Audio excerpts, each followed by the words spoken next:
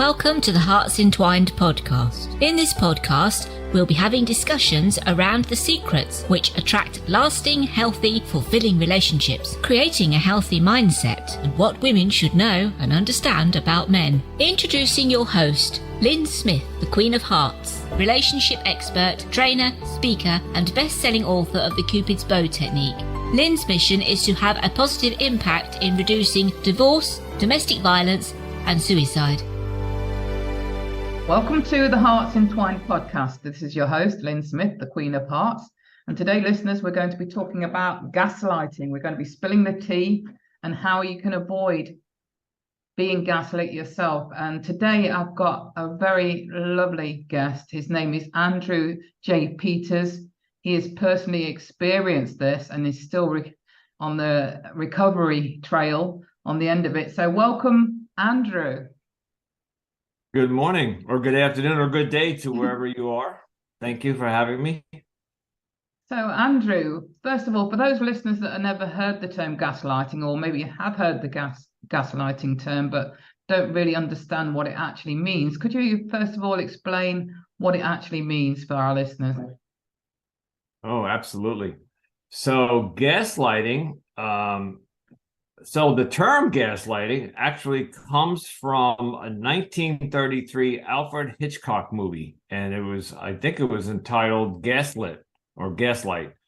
And it was about a man and a wife, and his wife that he was stealing from. And in those days, they used gas lanterns to light their, this was in the 30s, so I guess where there was no electricity, whatever.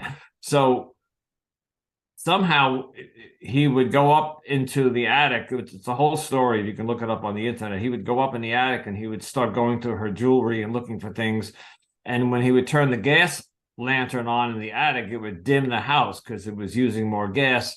And so she would see the gas light dim. And she kept questioning him, why is the house getting dark and the gas going down? And he would come up with all these different explanations, and ultimately he said to her, "You're not seeing this. It's not the gas isn't going down." And he would make her doubt herself, and it's quite fascinating. They actually did a play on it, so there's a movie and a play about it. And over the last 50, I guess it's been 80 years now, whatever, the term morphed into our society and our culture. Gaslighting is a form of emotional and psychological manipulation to another individual. So it's not necessarily has to be romantic relationships. It could be done in a workplace. It could be done in platonic friendships. But you see it mostly in romantic relationships. So yeah, that's what gaslighting is, just manipulating somebody into thinking that they're crazy and that they're paranoid and that what they're seeing and experiencing is not real. So interesting. So you've been on the end of this, Andrew, and you're prepared to tell your story. And I think it'd be very valuable for any audience members that might be able to relate to this to hear your own personal story.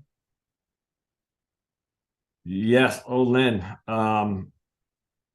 Now that I know about gaslighting, I did my research, but at the time I was not familiar with, I had heard the term.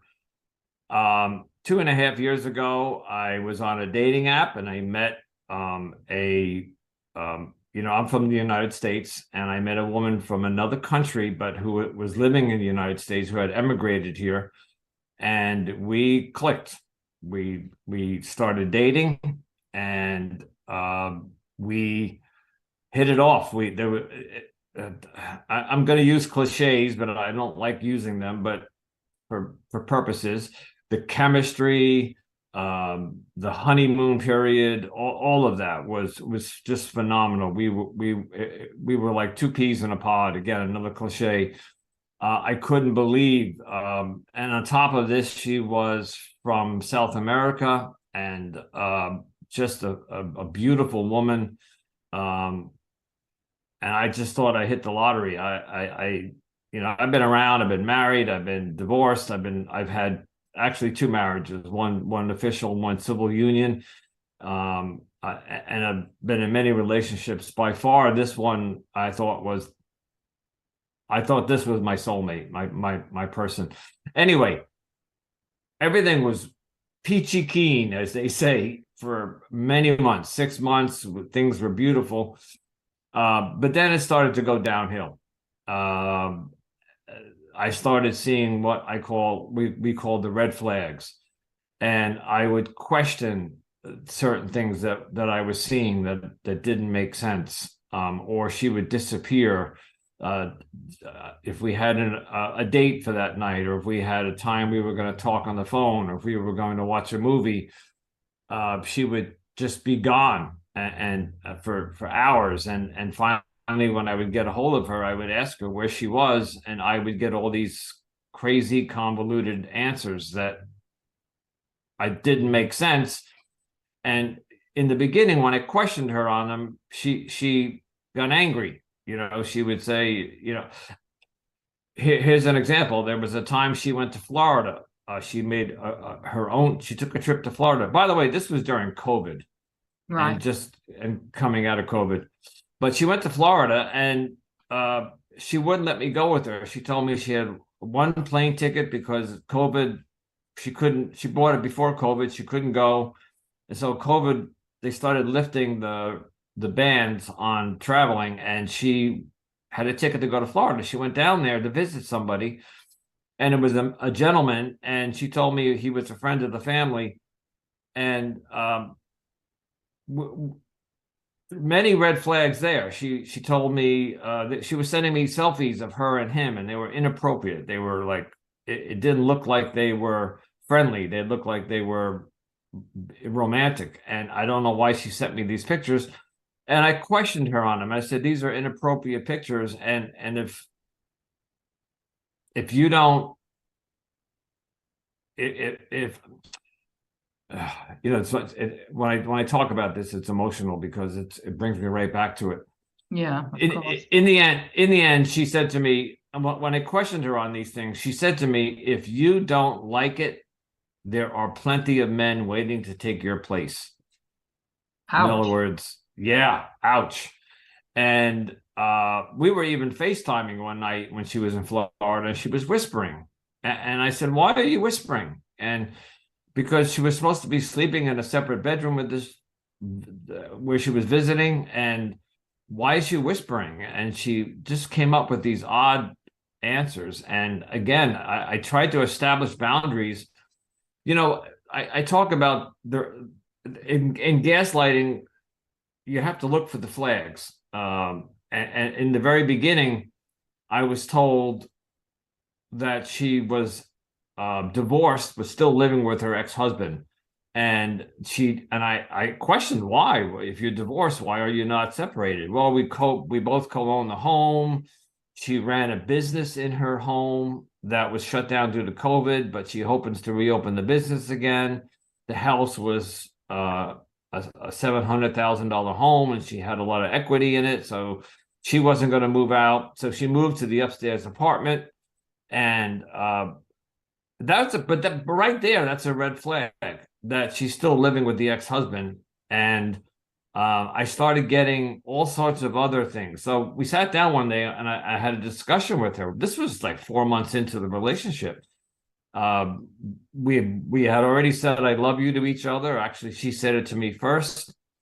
But she said to me, I would love to be in a relationship with you, and I want to see where this goes. I think you're handsome and you're charming. And she flowered me with words, but she said to me, but I would prefer if we could keep this relationship a secret. I would like you not to post anything on Facebook, and we can't really be seen in public. Whoa. And but Lynn, this is the reason I started my podcast. When you're presented with something like that right in the beginning of a relationship, that's a huge, we call them lifeguard red flags, because if you're at the beach, the lifeguards have these big red flags. Yes. Why didn't I not at that point stop myself or stop her and say, no, this is not the type of relationship I want. I'm 60 years old. Why do I need to sneak around like a teenager? You know, she told me she wouldn't be able to spend nights with me. She wouldn't be able to go on vacation with me. And yet I was looking at this beautiful woman. By the way, she was a runner-up to Miss Universe in her country in South America. Wow. Back in 1990, I think. She was a runner-up for the Miss Universe pageant, just to give you an idea. So I was sitting on my couch, 3 feet away from me, looking at an ex-Miss Universe pageant contender, and she's telling me that she couldn't be a full-time girlfriend. She used the term breadcrumb. I can be a breadcrumb girlfriend. And my logical side of the brain was saying that's not acceptable. But the whatever other side of the brain you might want to call that. By the way, folks, it's early Sunday morning here, so my brain isn't awake yet. I should have said to her, this is not what I'm looking for. But I'm looking at somebody that I think that I will never find anybody like her again. There's a term called stay with the devil you know. Yeah. Because that actually comes into play later on down in the relationship. But early on, these red flags, you know, we have to be secret. You can't post pictures on Facebook. There were all these demands, and yet I said, okay, that's okay with me. Matter of fact, I remember listening and I smiled and I said, yeah, sure, no problem. I'm in. And I was so excited. But Lyn, why didn't I listen? So as the relationship progressed, everything she spoke about, I now know why it had to be a secret. And I don't know if she was still with the ex-husband. I found out later that she was doing something. I'm going to be discretionary here, but she was doing something in a sexual nature with other men, possibly for financial gain. And because she was not working, now the business that she ran out of her house, I don't want to say what it is, but it was a reputable business, and it was very well financially. She did very well, but now she couldn't run that business due to COVID, and she didn't know when she could open it. So there's another term that I heard yesterday called hurt people hurt people. Yeah, I've heard that. Yeah, right. Okay. Yeah. So I got stories from her that when she was a child, she was traumatized. Her mother emotionally abused her. Her father was never around, although they were married, but he was out philandering other women, and the mother took it out on the children. She had a horrible childhood. And also she had some other traumas throughout her life. And she was kidnapped, actually, in her country. And when she came to America, she got married and started this business, and her life started going well. And then the man she married cheated on her 3 years ago or 4 years ago. This woman had a lot of trauma in her life. A lot of bad things happened to her. So the term hurt, so she was hurting. And I don't think she ever went to therapy or processed any of these trauma. And so people that are hurt and don't get help tend to inflict that pain onto somebody else. And in that case, I was the victim there. From what I was told, after she divorced her husband for having an affair, I was the first man that she dated or was in a relationship after a 22-year marriage. That right there is a red flag. I should not have gotten involved with this woman in the first place. There's a lot of should have, could have, would have here, but these are all 2020 as hindsight, right? Yeah, absolutely. And I think, we don't know what we don't know until we do. Well, and that brings us to today. Is I woke up, after the breakup, which was last October 2022, I finally had enough, and it was more of a mutual breakup, because I think she got tired of me questioning her all the time. And the very last day we were together, there was sexual involvement, but she came over and she said to me, as she took her clothes off, she said to me, "You cannot have intercourse with me today." And again, no, this was like maybe the seventh or eighth or ninth time that I got that statement. And I looked down, and her whole pelvic area, her genital area, was the size of a grapefruit. She was a very thin, petite, 115-pound woman. So it was very obvious that area had been, I don't know how to say that, but everybody could just use your imagination. If you overindulge a part of your body, it gets inflamed, right? So that part of her area of body was overindulged, obviously, the 12 hours before she came over, or 24 hours, whatever. And so she was sore from having sex with other people, but I was her boyfriend. And we were, by the way, I don't know if I mentioned this, I had asked her to marry me and gave her a ring. So technically we were fiancés, we were engaged. And I'm being told that I cannot have intercourse with her because, and her reason wasn't, she didn't say to me I was having sex all night with other men. It was just, please respect my wishes and do as I say. And once again, I said, okay. It's just, it's a horrible place to be when your gut and in the rational, educated part of your mind is telling you this is not right. There is something wrong here. So that weekend that she came over, I finally called her out on it. I said, enough. This is, you are having sex with other men. And, it was more of a mutual breakup, because she grabbed her pocketbook and put her clothes on, and she just said goodbye and ran out of the house. And that's the last time I saw her. We did speak briefly a couple of times that week, but it has been a no contact breakup since past this last October. There has been no texting, no emailing, no phone calls. Although I do believe I'm being, I think the word is trolled or stalked on social media. I think she's following me.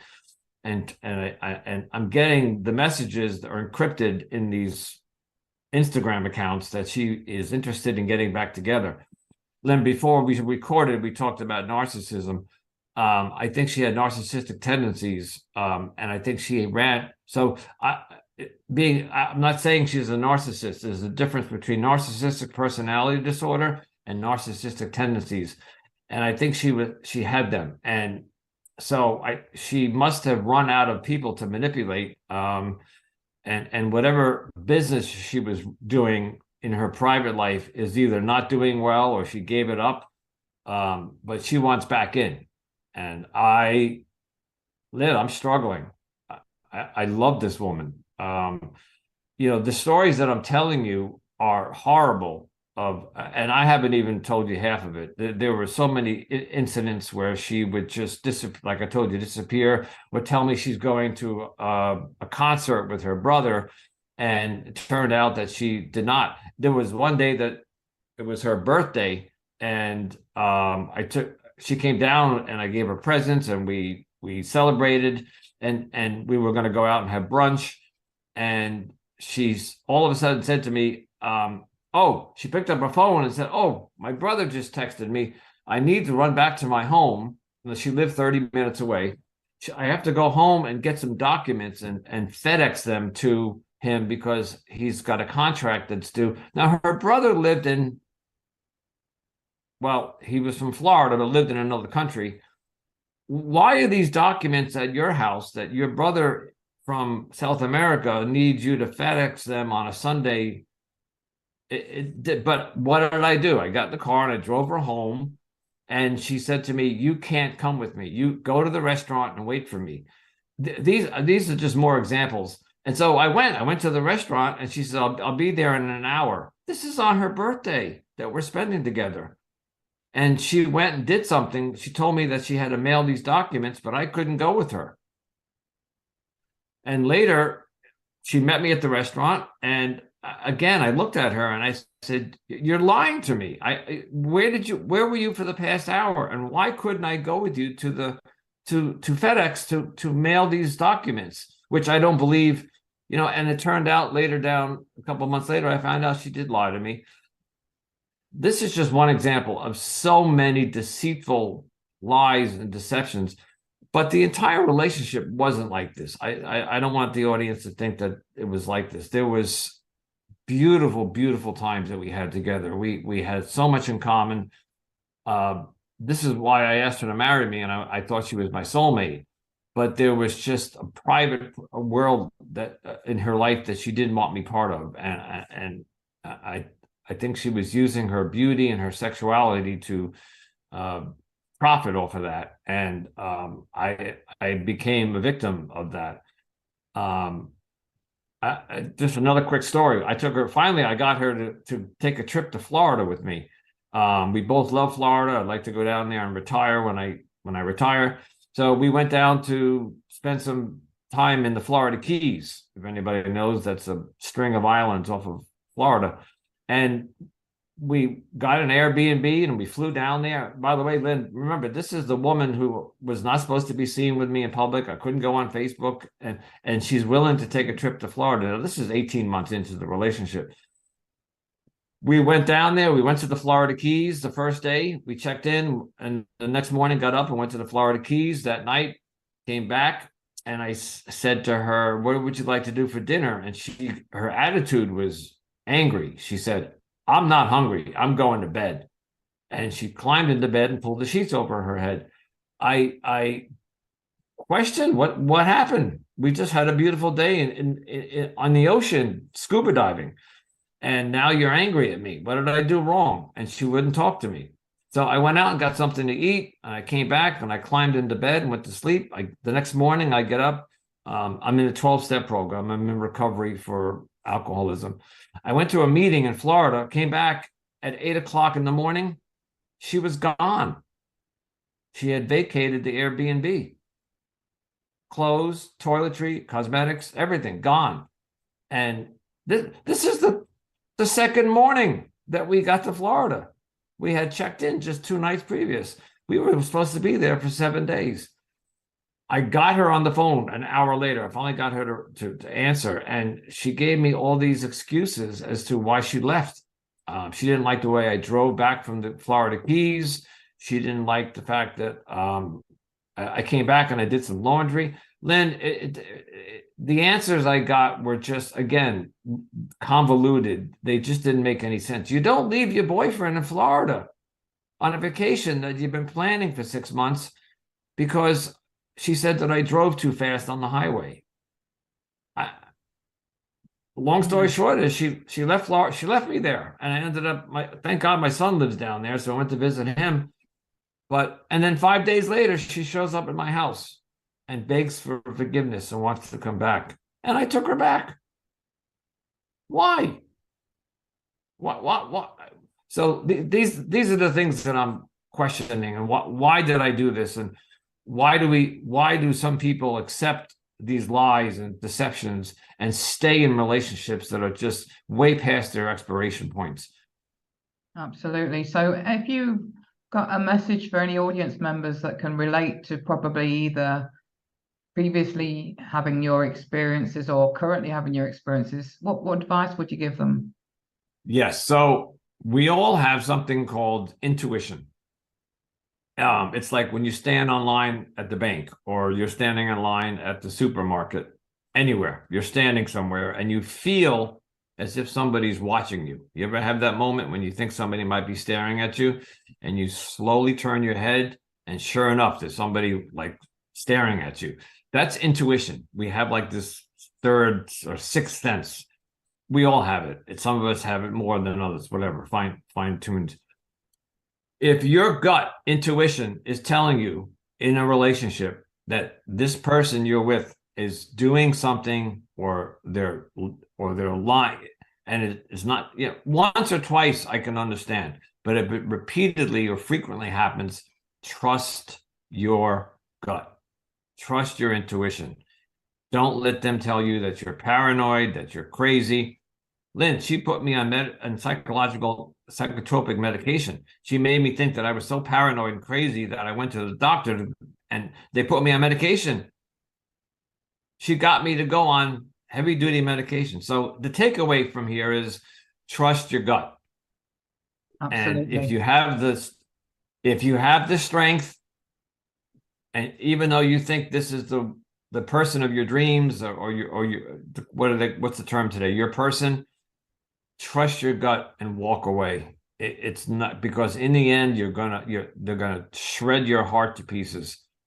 So save yourself a lot of pain. Pay attention to the red flags. It comes down to trust your intuition. If it's telling you something, believe it. Yeah, and actually know that you're worthy of better. Thank you. That's I'm handling that in my podcast now. Self-worth, self-love, self-care, because I don't think that I was taking care of myself during this relationship. It was always about taking care of her and making sure she was happy. What about me? What do I deserve? I deserve better. Thank you for saying that, Lyn. Absolutely, you do. So for those audience members that would like to connect with you or contact you, Andrew, what's your best contact information? Okay, so my podcast is available globally on all platforms. Anonymous Andrew Podcast. Apple, Spotify, Amazon, Pandora, all platforms. I know you're in Europe, but I'm sure it's over there. But I guess my best way to contact me would be through Instagram. My account would be Anonymous Andrew Podcast. That's Instagram. And my Gmail account would be the same, Anonymous Andrew Podcast @gmail.com. Excellent. So any final words to leave the audience with that you can spare in terms of, how things are going for you now, how things are changing? Therapy. I had to take a deep look into myself, Lyn, because after 2 years and 3 or 4 months, I had to question how did I let this happen? And today I'm still in love with this woman. Why? So therapy, I'm doing a special treatment of therapy called EMDR. You can research that, but it's a special form of therapy for people that have had trauma. Therapy, meditation, find support groups, and do things like this. Talk about it. Get out there and talk about it. Don't keep it in. If you keep it in, it's only going to churn in. Your insides are going to churn. So talk about it. If you're going through something traumatic, find help. I'm in therapy over this. That's good for you. And just know, I'm going to affirm again that, you are worthy, you do deserve better, and you do deserve love, and you are enough. Thank you so much, Lyn. It was a pleasure sharing this with you today, and you're doing great work. I've looked you up, and I've listened to some of your podcasts and your videos. Keep doing the work you do. Thank you so much. And thank you very much for being so vulnerable and sharing your story with us today, Andrew. I'm sure it's going to be very, very special and enlightening and helpful to those that might be in a position where they can relate. You're welcome. I hope I can help somebody today. Just one person would make me happy. Great. That's so good to hear. So it just leaves me to say, true love starts with opening our hearts. And until next time, goodbye for now. Thanks for listening to the Hearts Entwined podcast. You can follow Lyn via the Facebook group 2 Hearts Entwined, or search Lyn Smith, inspirational speaker, at LinkedIn, or email lyn@hearts-entwined.com. That's LYN@hearts-entwined.com. Remember, true love starts with opening our hearts.